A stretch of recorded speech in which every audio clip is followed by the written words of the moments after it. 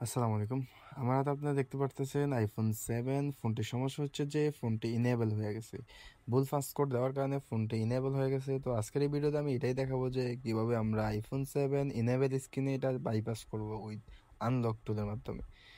তো আপনারা দেখতে পারতেছেন যে সর্বপ্রথম আমি আনলক টুলটা এখন ওপেন করে নিব।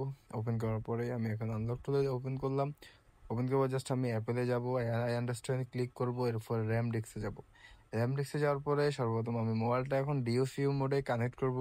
ডিওসিউ মোডে কানেক্ট করার জন্য জাস্ট আমি মোবাইলটা ভলিউম ডাউন এবং ফার কি প্রেস করে ধরে এরপরে আমরা ডিওসিউ মোডে কানেক্ট করলাম। আপনারা দেখতে পারলেন যে আমাদের মোবাইলটা এখন ডিওসিউ মোডে কানেক্ট হয়ে গেছে। এরপর আমরা ফাইন ডিওসিউ তে ক্লিক করলাম। ফাইন ডিওসিউ তে ক্লিক করার পরে আমরা এখন ফাইন ডিওসিউ এটা রানিং হইতেছে।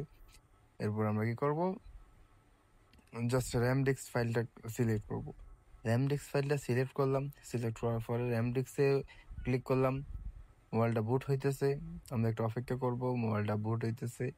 জাস্ট দেখতেই পারতেছেন যে মোবাইলটা এখন বুট হয়ে গেছে। এরপর আমরা ব্যাকআপ ফাস্ট করে ক্লিক করব।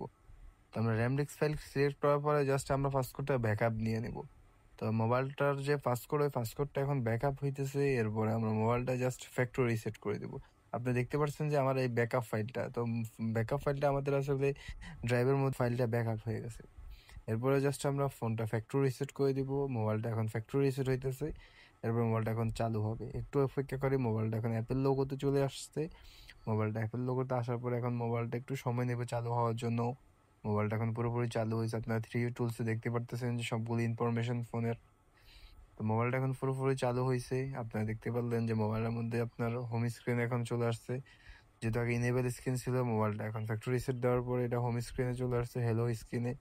তো আমরা এখন চেক করবো যে এটার মধ্যে অ্যাক্টিভেশন অ্যাপেল আইডি, আগে যে কাস্টমারের ফোনটি ব্যবহার করছে ও যে অ্যাপেল আইডি, অ্যাপেল আইডিটা আছে কিনা। এরপর আপনি দেখতে পারতেছেন যে এটার মধ্যে অলরেডি অ্যাপেল আইডি বসানো আছে। যেহেতু আমরা পাসকোডটা ব্যাকআপ নিয়েছি, এবার আমরা খুব ইজিলি ফোনটা বাইপাস করে নেব। বাইপাস করার জন্য আমরা সর্বপ্রথম আবার ওইটা ডিএফইউ মোডে কানেক্ট করলাম। এরপরে ফাইন ডিএফইউতে ক্লিক করলাম। মোবাইলটা আবার রেজিস্টার্ড হয়ে গেছে। এরপর আমরা আবার ফাইন ডিএফইউতে ক্লিক করব। এরপর আমরা ফাইন ডিএফইউতে ক্লিক করার পরে জাস্ট যে র্যাম ডিস্ক ফাইলটা আমরা বুট করে নেব। এরপর আমরা বুট র্যাম ডিস্কে ক্লিক করলাম। মোবাইলটা বুট হইতেছে। এরপর জাস্ট আমরা ব্যাকআপ ফাস্ট কোড রিস্টোর করে দিব। ব্যাকআপ ফাস্ট কোড রিস্টোর করে দেওয়ার পরে আমাদের কাজটা খুব ইজিলি সমাধান হয়ে যাবে। এরপর আপনি দেখতে পারলেন যে আমি মোবাইলটা ব্যাকআপ ফাস্ট কোড রিস্টোর করে দিয়েছি। মোবাইলটা এখন চালু হয়েছে আর মোবাইলটা খুব ইজিলি বাইপাস হয়ে গেছে। তো আপনারা দেখতে পেলেন যে খুব ইজিলি আনলক টুলের মাধ্যমে কিভাবে আইফোন 7টা ইনেবল স্ক্রিনে বাইপাস করে নিলাম।